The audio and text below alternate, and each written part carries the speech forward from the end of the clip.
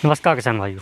2-3 सालों से हम देखते आ रहे हैं कि गेहूं का जो उत्पादन है लगातार कम होता जा रहा है प्रति एकड़ के हिसाब से। इसलिए जो गेहूं के दाम हैं वह किसान भाइयों के लिए थोड़े से अच्छे बनने लगे। 2024 की बात की जाए तो गेहूं के जो किसान हैं उनके बीच में मेन 2 समस्याएं हैं।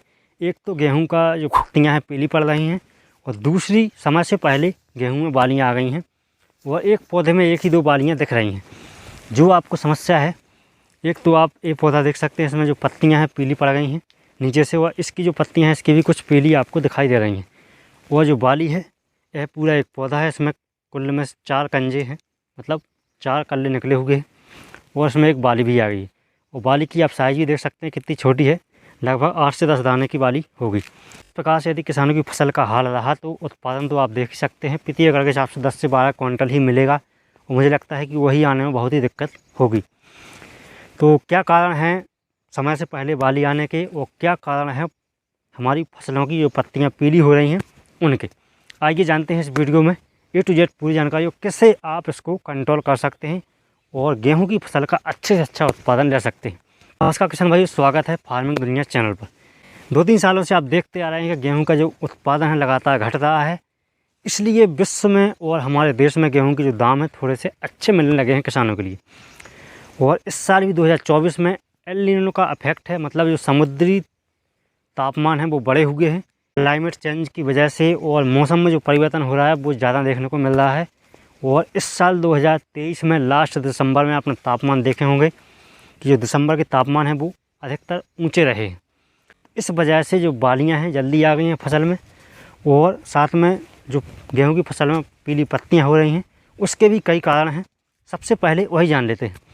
तो गेहूं की फसल में जब भी पीली पत्तियां होती हैं तो उसके कई कारण होते हैं।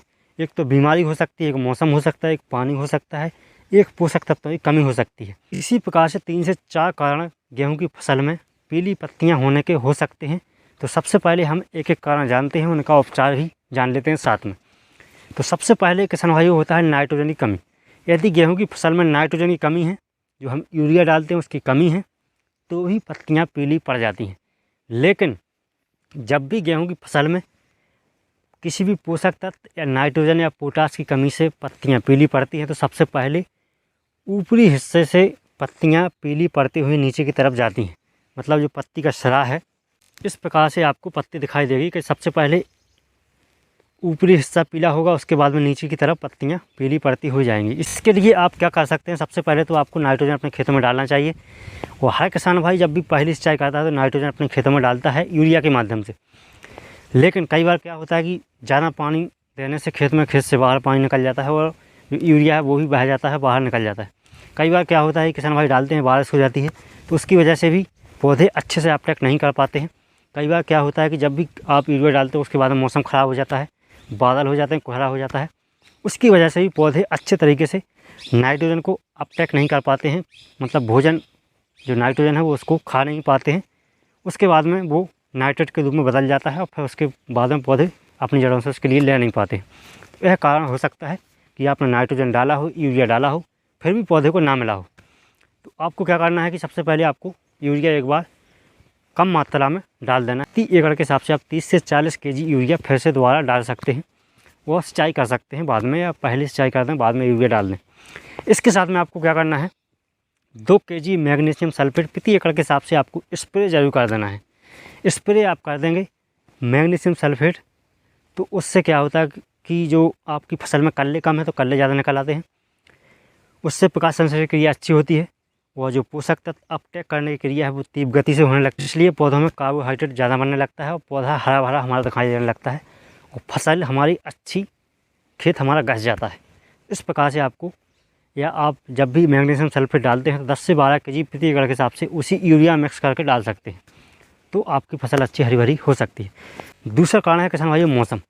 जब भी मौसम बिगड़ता है, कोहरा होता है या बारिश हो जाती है, बारिश होने के बाद में कई दिनों तक बादल बने रहते हैं, धूप नहीं निकलती है, तो इसकी वजह से भी पत्तियाँ पीली हो जाती हैं। क्योंकि जो नाइट्रोजन होता है ज़मीन में वो पौधे ले लेते हैं, और फिर धूप नहीं निकलती है, मौसम ख़राब हो जाता है, तो जो नीचे की पत्ती में नाइट्रोजन होता है वो ऊपरी की जो पत्तियां हैं वो ले लेती हैं उसके लिए, और ज़मीन से जो जड़ें हैं वो उसको उठा नहीं पाती हैं। धूप नहीं निकलेगी तो उसका प्रकाश संश्लेषण क्रिया ज़्यादा नहीं हो पाएगी अच्छे से, और जो नीचे की जड़ें हैं वो नाइट्रोजन को नहीं उठा पाएंगी। इसलिए जो नीचे की पत्तियों की नाइट्रोजन है वो ऊपर की पत्तियाँ ले लेती हैं और नीचे की पत्तियाँ पीली पड़ने लगती हैं। तो यह मौसम का कारण हो सकता है। तो इसके लिए हम क्या कर सकते हैं, मौसम है, मौसम के लिए हम बदल नहीं सकते हैं। लेकिन यदि मौसम ख़राब है तो आपको सिंचाई कम से कम करना चाहिए, पानी अपने खेतों में नहीं भरना चाहिए। सिर्फ यही कर सकते हैं, यदि पानी भरा तो उसको खेत से बाहर निकालना चाहिए। तो इस प्रकार से मौसम के इफेक्ट से भी पत्तियाँ पीली पड़ जाती हैं। अगला कारण है किसान भाइयों वही बारिश। वो तो मौसम में ही आता है, मतलब बारिश हो गई उसकी वजह से भी नाइट्रोजन बहाया जाता है, पोषक तत्व बहाए जाते हैं, तो भी वो होता है। तो आपको दोबारा से नाइट्रोजन अपने खेतों में डाल देना चाहिए। अगला कारण है किसान भाइयों बहुत ही खतरनाक कारण, फंगस। जब भी हमारी फसल में फंगस लगती है तो उसकी वजह से भी जो पत्तियां हैं पीली पड़ जाती हैं। और जो फंगस लगती है वो अधिकतर लगती है जब बालियाँ निकल आएँ उस समय पर, या जब हमारी फसल 40 या 50-60 दिन की हो जाती है उस समय पर।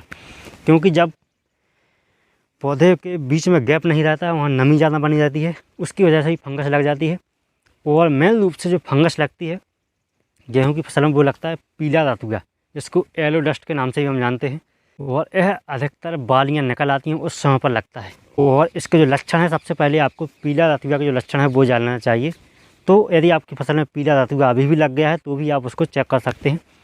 तो जब आप पत्तियों पर देखेंगे तो पहले तो शुरुआती अवस्था में जो लंबी लंबी धारियाँ दिखेंगी आपको पीले कलर की, उसके बाद में पूरी पत्ती पीली हो जाती है, हल्दी कलर की हो जाती है। तो आप समझ जाना कि हमारी फसल में पीला रतुआ जो रोग है वो लग गया है। और ये पत्ती आप इसको गौर से देख लें, इसी प्रकार की समस्या है तभी समझना कि हमारी फसल में पीला रतुआ का रोग आ गया है। तभी आप महंगे महंगे फंगिसाइड डालना, क्योंकि आपको कई वीडियो में बता दिया जाता है कि आप नेटिवो का स्प्रे कर दें या इसका स्प्रे कर दें तो उससे ठीक हो जाएगा। यदि आपकी फसल में रोग है ही नहीं है तो क्यों आपको इतना बड़ा खर्चा करना। नेटिवो है जो 1000 रुपये प्रति एकड़ के हिसाब से खर्चा उसका बढ़ जाता है, इतने में आप कोई अच्छा टॉनिक डाल सकते हैं अपनी फसल में और अपनी फसल की जो उत्पादन क्षमता है वो बढ़ा सकते हैं। इसलिए जब आपकी फसल में रोग लगा है तभी आप इतनी महंगी फंगिसाइड डालें, अन्यथा आप कुछ ही सल्फर का स्प्रे कर दें।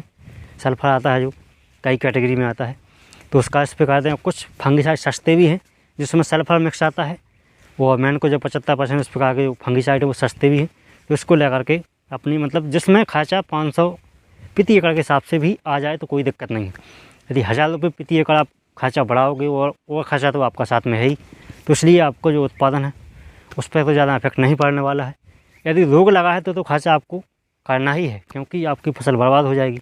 यदि रोग नहीं लगा है तो आप क्यों इतना ज़्यादा खर्चा कर रहे हो, हमारा मतलब यही है।